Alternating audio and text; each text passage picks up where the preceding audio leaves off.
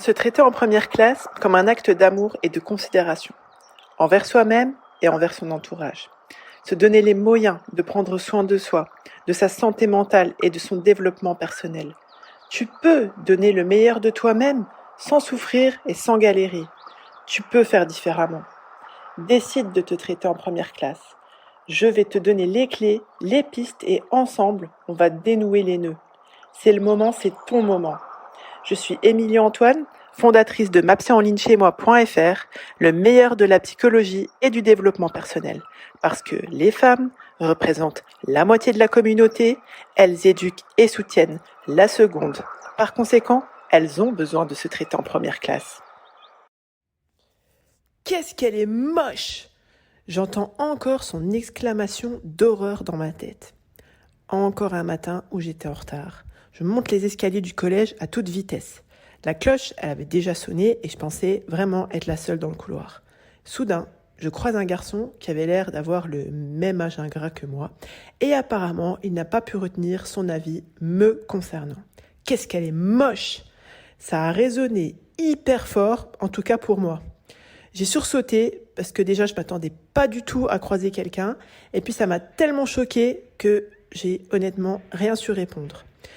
J'avais déjà un passé d'enfant obèse et j'avais reçu les moqueries qui allaient avec. Autant dire que ça sentence avait assommé une fois de plus l'adolescente que je tâchais de devenir à ce moment-là.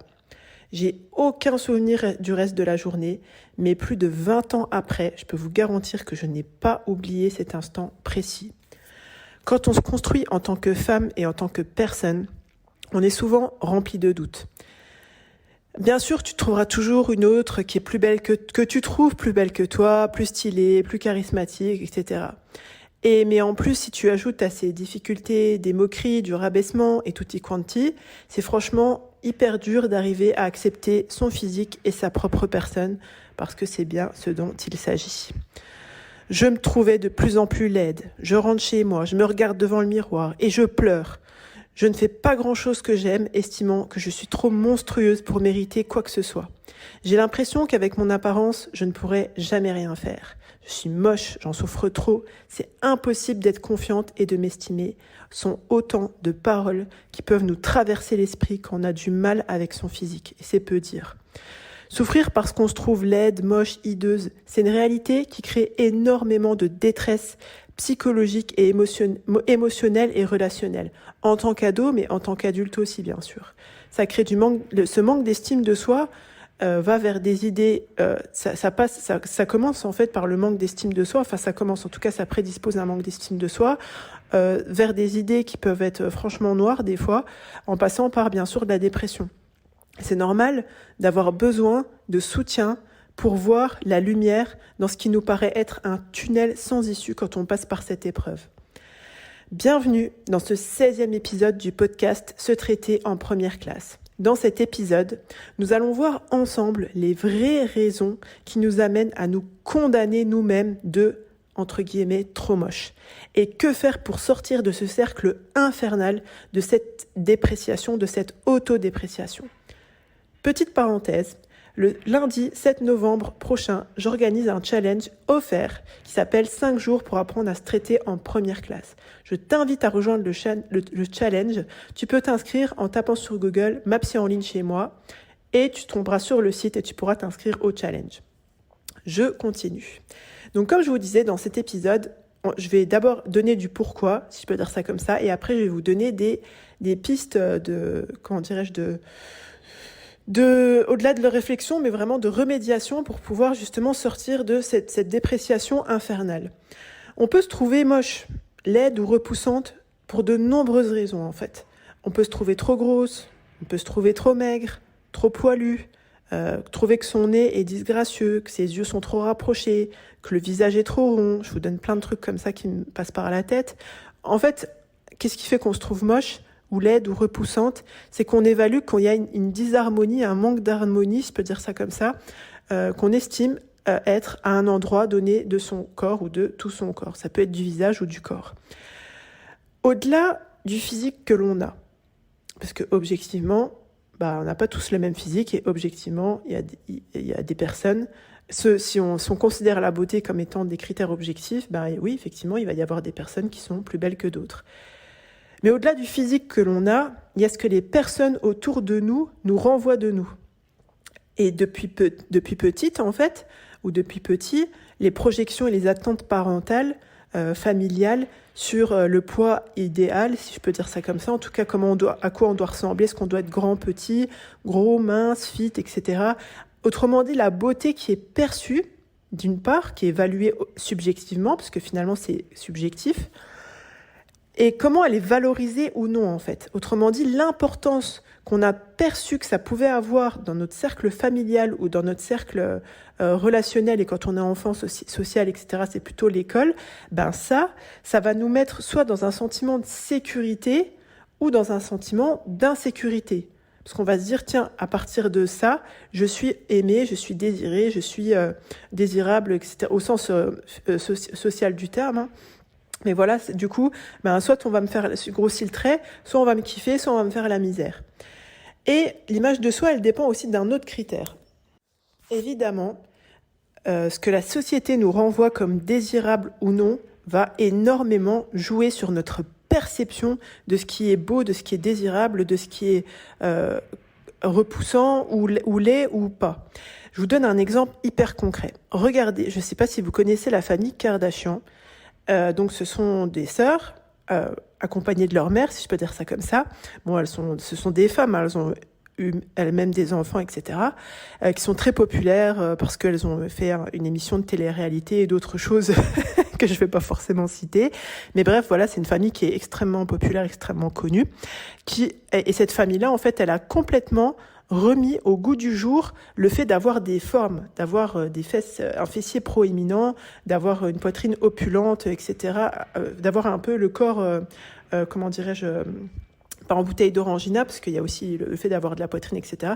Mais ce qui va complètement à l'encontre de ce qui était à la mode dans les années 90, ou plutôt ce qui était à la mode, c'était d'avoir, je vais pas dire le moins de forme possible, mais d'être très longiligne, en fait. Et c'est vrai, et apparemment, la famille Kardashian, les sœurs Kardashian, ont participé du fait de remettre à la mode, si je puis dire, le fait d'avoir des formes, d'avoir surtout ce qui a marqué, c'est le fait d'avoir des hanches et un fessier proéminent. C'est vraiment quelque chose qui est réapparu comme étant désirable après leur passage, si je peux dire ça comme ça.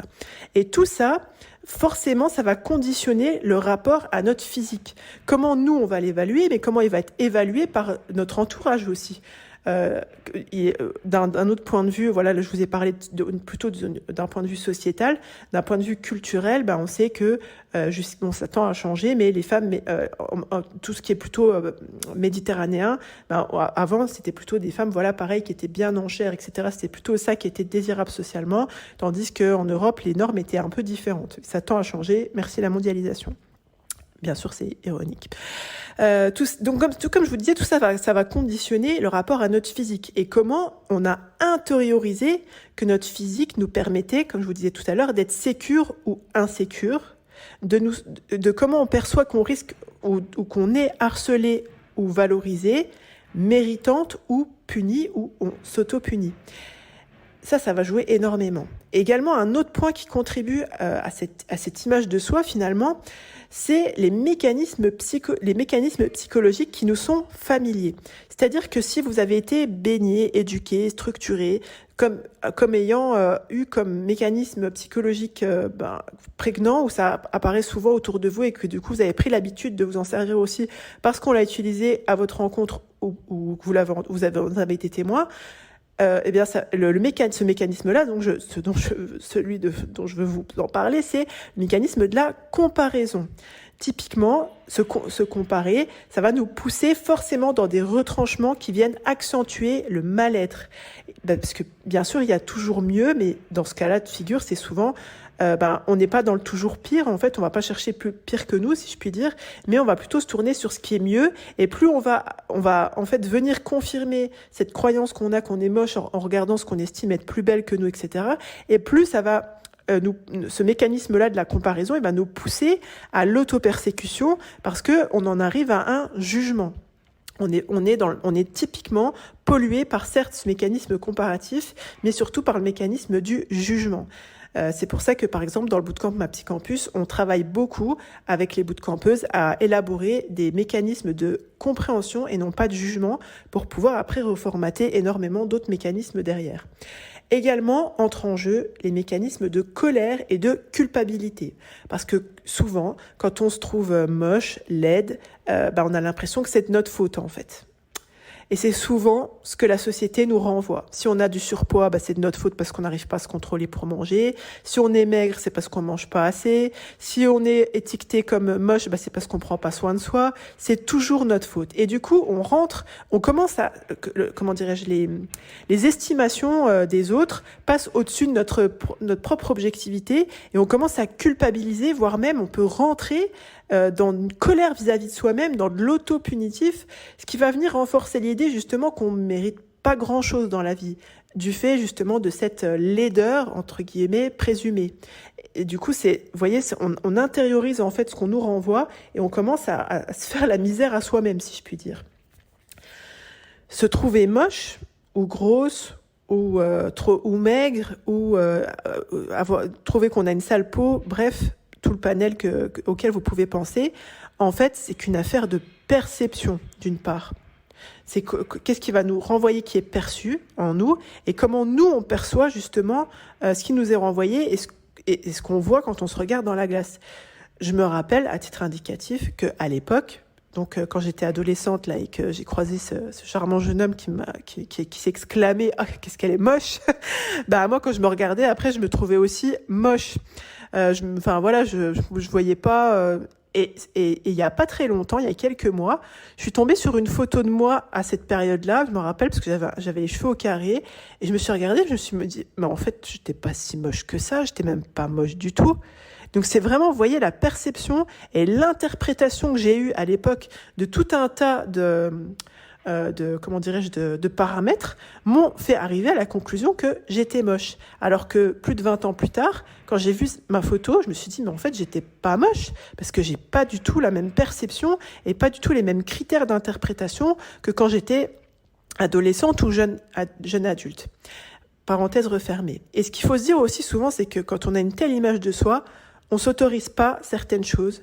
Pourquoi ? Parce qu'on a des croyances limitantes. Donc c'est pas pour rien qu'on passe tout le module 3 du bootcamp à travailler sur les croyances limitantes, parce que également par rapport à la perception qu'on a de notre propre beauté ou notre propre charisme, ça joue aussi, ça joue, et en plus ça va avoir des conséquences sur d'autres sphères de notre vie. C'est-à-dire que si par exemple vous avez la croyance limitante que pour se trouver un conjoint, il faut être un minimum mince, bien faite, belle, d'avoir les cheveux comme ci ou comme ça, ou que pour être aimé, il faut être apprêté, tiré à 4 épingles ou que sais-je, en fait, vous voyez, on part d'une évaluation physique pour en arriver à des conclusions pour nous de causalité, pour des conséquences en fait sur des autres domaines comme le domaine amoureux, le domaine professionnel. On se dit qu'on n'aura pas de travail parce qu'on n'est pas comme ci ou on n'est pas comme ça, parce qu'on peut pas mettre ci ou peut pas. Et ça, en fait, ça va toucher toutes les sphères. Et au final, on se traite comme quelqu'un qui a fait quelque chose de mal, comme une criminelle ou une moins que rien, sur la base d'une perception qui est totalement subjective. C'est-à-dire c'est pas basé sur des faits, c'est basé sur des jugements. Dans la seconde partie de ce podcast, je voudrais vous proposer quelques pistes pour pouvoir travailler là-dessus. La première chose, je pense, c'est il va falloir pouvoir accepter de développer de la bienveillance vis-à-vis de soi-même. Parce que tout ce que je vous ai décrit, toutes les dispositions qu'on peut avoir développées vis-à-vis de soi, en conséquence de toute la violence qu'on a vécue en fait de par autrui, de par l'entourage, de par l'environnement, fait qu'on n'est plus du tout encline à avoir cette bienveillance vis-à-vis de nous-mêmes. Et je vais développer encore ce point-là parce que je vous le dis en premier point, mais c'est vraiment quelque chose qu'on va développer en filigrane avec d'autres points que je vais vous proposer par la suite. Je pense qu'il faut pouvoir comprendre et accepter que la beauté, c'est vraiment une affaire de perception, comme je vous disais tout à l'heure, d'interprétation et de représentation, mais c'est aussi une affaire d'attitude. D'accord ? On voit plein de gens considérés comme laids. Alors, je vais pas vous donner de nom par respect, mais on voit des gens du show business, des comiques, des journalistes, etc., tout ce que vous voulez. Des gens qui objectivement, si je peux dire ça comme ça, selon certains critères de beauté, parce qu'ils sont petits en taille, parce qu'ils ont par exemple plus de cheveux, ou parce qu'ils ont les yeux d'une manière ou d'une autre, ils sont pas considérés comme étant beaux. Et on les voit avoir des compagnons, des compagnonnes de vie très séduisants. Donc ça, par exemple, c'est une preuve que la beauté, c'est pas ça qui va faire... pareil, on voit énormément de personnes successful qui réussissent, qui n'ont pas forcément des physiques de mannequins, clairement. Donc, il y a comment on est objectivement, mais il y a aussi l'attitude qu'on va avoir. Et c'est là que rentre en jeu l'autre point. C'est que dans ces moments-là, je pense que c'est important de décider de faire un travail sur son mindset, son état d'esprit. Parce que finalement, c'est comment toi, tu te situes. Comment toi, tu décides d'accepter ton physique. Je dis pas accepter dans le sens de subir, mais accepter dans le sens où tu t'autorises à vivre avec et non plus à subir ta vie. Je vais développer encore après. Vraiment, voilà, t'autoriser à vivre avec comme tu es vraiment. Qu'est-ce que tu peux faire de ce physique pour être plus à l'aise avec? Tu vois le shift là, au niveau de comment tu conçois les choses, où là, tu es plus dans l'acceptation, tu dis, ok, comment je vais faire pour me sentir à l'aise avec ce que j'ai? Comment je peux faire avec ce physique et non pas contre ce physique, pour travailler justement cette notion d'acceptation? Est-ce que finalement, tu veux bien accepter de t'autoriser à vivre avec? Ça, c'est vraiment cette première prise de décision, si je puis dire, elle est vraiment capitale. Je voudrais aussi que tu te représentes une chose, enfin plus ou moins, si je puis dire, je te conseille de songer à ce que je vais te dire tout de suite. Tu n'es pas que ton physique. Par exemple, ce qu'on appelle le charme, ça n'a rien à voir avec le physique. C'est en rapport avec ce dont je te parlais tout à l'heure, avec l'attitude. L'attitude, le comportement, d'où ça vient en fait? De là où tu es émotionnellement. Et tes émotions, elles prennent leur source où? De tes pensées, de ce que tu décides de perpétuer, de pensées que tu considères valables ou pas. Autrement dit, à quoi tu décides consciemment d'adhérer en termes de principes et de valeurs. Si tu penses que t'es moche, que t'es grosse, que t'es maigre, que t'es, j'en sais rien, plein de trucs comme ça, est-ce que toi, tu condamnes les personnes que tu trouves moches? Est-ce que tu penses qu'elles n'ont pas le droit d'avoir des enfants, qu'elles n'ont pas le droit de vivre? Est-ce que tu trouves que c'est normal d'insulter les personnes qui sont en surpoids ou d'insulter les personnes qui sont maigres? Est-ce que toi, tu te le permets en fait? Est-ce que tu trouves que c'est normal? Est-ce que tu penses qu'il y a seulement les belles femmes, entre guillemets, qui ont le droit au bonheur? Est-ce que ça, c'est un principe pour toi? J'en suis sûre que non. Donc tu vois, c'est pour ça que je te dis, il faut faire un travail, un ménage dans ta tête de ce à quoi tu continues d'adhérer et de caler tes émotions et tes pensées dessus en fait. Ça, c'est par exemple, c'est un truc qu'on fait. Donc on travaille alors tout en filigrane du bootcamp Ma Psy Campus. Donc si vous voulez voir de quoi il s'agit, c'est un coaching que j'organise pendant 6 mois, qui dure 6 mois, où on travaille sur les croyances limitantes et les blocages psychologiques pour que les participantes puissent monter en estime de soi, en confiance, devenir des femmes épanouies en fonction de leurs principes et de leurs valeurs et qu'elles puissent se détacher de leur peur et de leurs croyances limitantes et qu'elles arrêtent de prendre des décisions, de formater leur vie en fonction de ça. Et comme je vous disais, donc vous pouvez le retrouver sur mapsyenligne-chez-moi.fr/bootcamp BOOTCAMP. Donc je vous disais, vraiment, dans le module 3 du bootcamp notamment, je leur transmets une méthodologie pour qu'elles puissent apprendre à contrecarrer ces croyances limitantes justement. Et dans le module 5 aussi, on travaille sur la maîtrise des pensées, parce que la maîtrise des pensées, t'as quelque chose qui te passe par la tête, ok, tu penses, ça te traverse l'esprit, oh là là, qu'est-ce que je suis moche. Est-ce que tu penses que est-ce que toi, tu parlerais comme ça à quelqu'un d'autre, en fait? Est-ce que tu accepterais, admettons que t'es une fille, qu'il y ait quelqu'un qui passe à côté de ta fille et qui lui dise, oh là là, qu'est-ce que t'es moche, toi, tu vas lui dire, normal, en fait, tu peux parler. Non. Alors, pourquoi tu te parles comme ça? Tu décides que cette pensée, elle est valable dans ta tête et tu te cales et tu te comportes en fonction de cette pensée. Tu vois, ça, c'est une réflexion aussi qu'il faut pouvoir avoir. Comme je te disais, c'est hyper important de travailler la maîtrise de ses pensées, de ses émotions, pour développer justement un comportement. C'est pour ça que je te disais, la bienveillance, c'est vraiment tout un ensemble de déclics, si je peux dire ça comme ça, de réalisations, de travail qu'on fait sur soi pour vraiment profondément être bienveillant vis-à-vis de soi et vis-à-vis des autres. Parce que souvent, quand on n'a pas fait ce travail préalable en profondeur, on essaye des trucs et astuces de la bienveillance, on voit que ça marche pas, puis au lieu de se dire, peut-être que c'est moi qui ai pas tout capté, on se dit, allez, c'est du caca, hop, poubelle. Donc vraiment, pour développer ce comportement bienveillant et cette capacité d'acceptation, parce que finalement, pour pouvoir être dans l'acceptation, pareil, il y a tout un ensemble de déclics, etc., de réalisations, plein de